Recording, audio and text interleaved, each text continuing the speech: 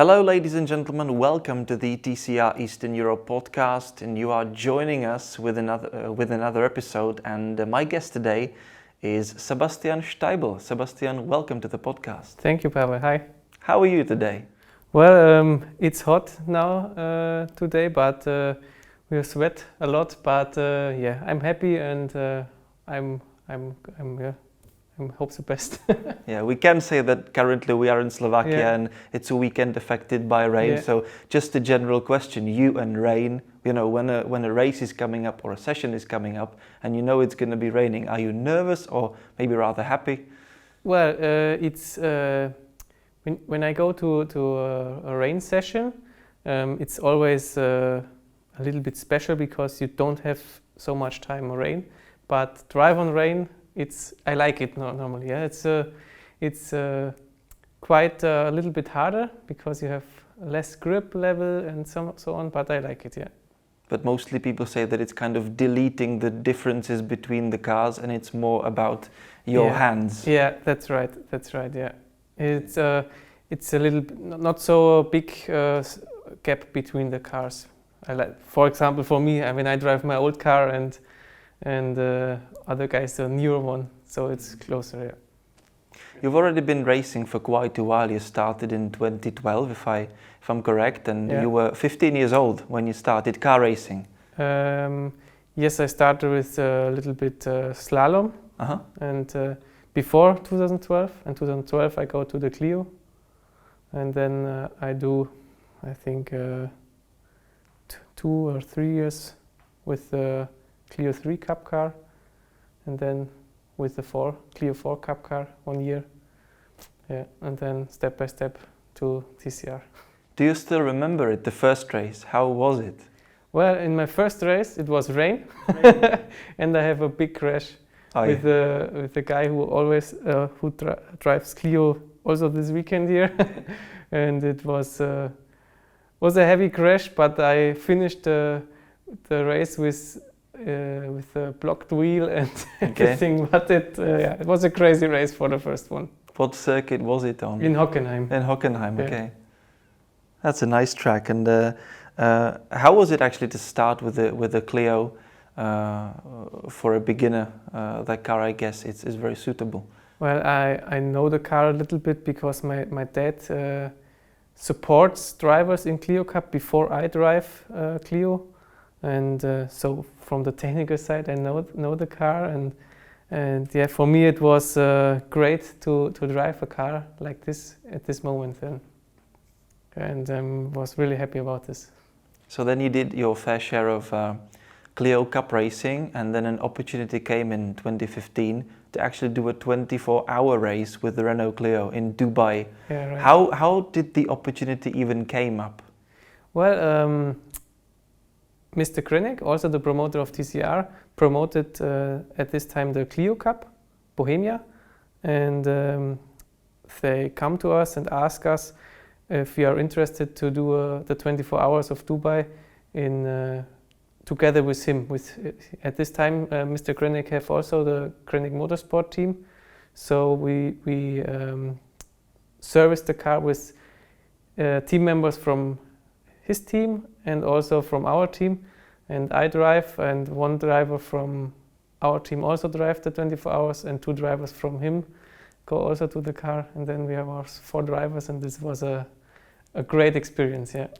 And the race is basically just as long as the race is here, only until you discover that here it's 25 minutes and there is 24 hours. Right, yes. So how was it with the Clio, and what was I know that maybe the fatigue, you know, being tired is the difficult part, but now in the sprint race, when you drive 25 minutes, you have to push everything you can in this short time, and during the 24 hours you have a long time to go, so you can't push too hard in the first half an hour. And the hardest for me was drive at code 60 at about 5 o'clock in the morning. Okay. And I go 60 kilometers per hour in the race car, and don't sleep. When you go fast, there's adrenaline in your body, and they have no problem. I sleep after every stint I go. I sleep and eat and repeat. Drive, sleep, eat.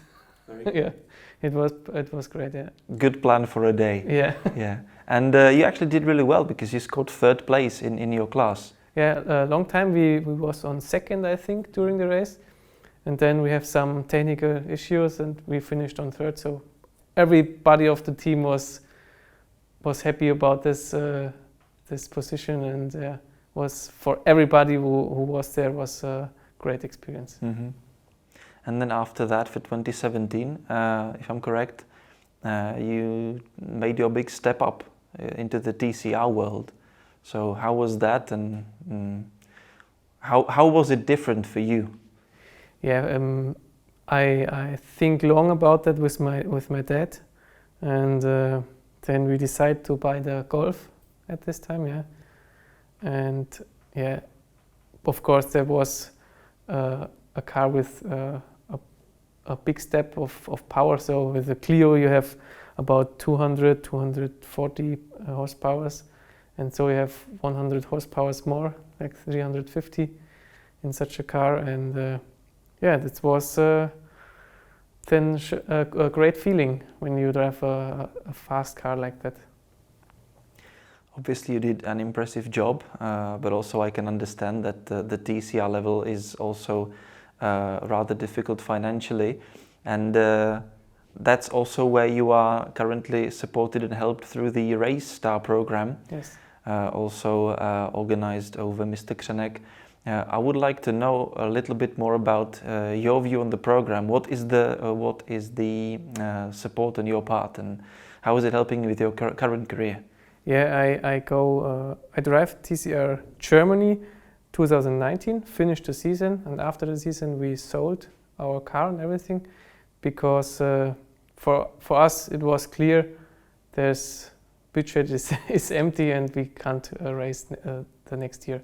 Then also COVID comes and everything, and I break 1 year. So 2020 I do no race. And at end of 2020, I think it was Sylvester or January 2021, Mr. Krzenek called us that he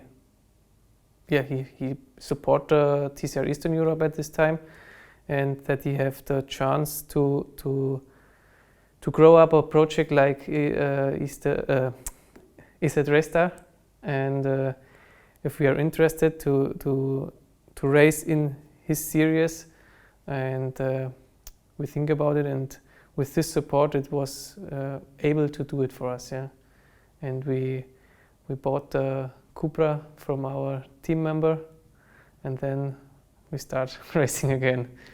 And the project supports me a lot with some tires per weekend and brakes, and so we have Kumo and Pakit for brakes, and also Ravenol for some lubricants. Mm-hmm. And yeah, it's a big I don't know the English word. In Germany we say Brocken. A big part of the whole thing you have to get for the whole season. Mm-hmm. And it's able to do the season with this project. Yeah. And I must say, what a comeback it actually was, because on paper at least it seemed like a very good season, because you scored 113 points and also 3 podiums. How was that from your view?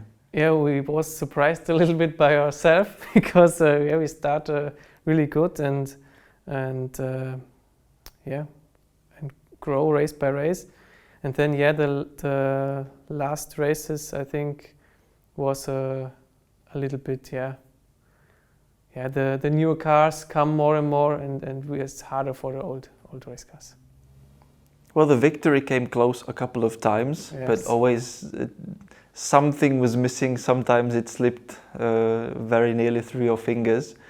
But it looked definitely promising. But as you mentioned, then your Cupra is currently the older generation, and you are still racing it in this season. There are still more and more newer cars around you. Can you tell us maybe a little bit more about your plans? Is there anything in your view for the end of the season or next year? Yeah, well, I think it's not perfect to do the next season also with the old Cupra.